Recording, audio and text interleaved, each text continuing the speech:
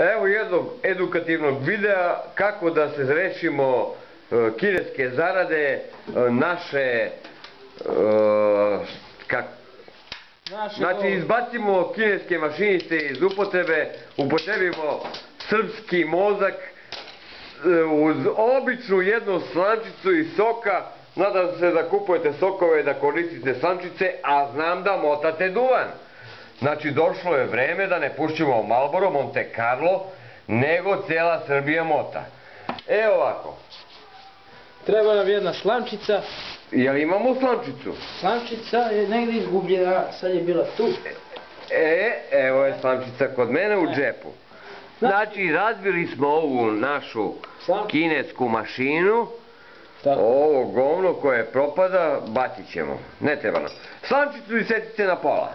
Na pola, znači da. Tako je. Slančicu za sok isecite na pola. Naređajte duvana koliko vam treba. Koliko vam pluća ište. Da. Što jači to bolji. Tako.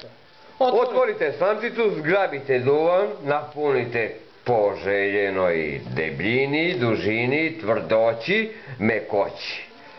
Tako je. Bacite ovaj višak koji vam viri, koji... Višak izbacite ili sažvačite. Tako. Po želji. Tako je. Idemo dalje. Ubacite slamčicu u cepčicu. Filtere svi moramo da kupimo, još nismo našli tehniku kako da te filtere mi Srbi nekako radimo. Vrlo lako i prosto. Obratite pažnju, ovdje možda gurnemo vrbov list, vrbu granu, bilo šta što je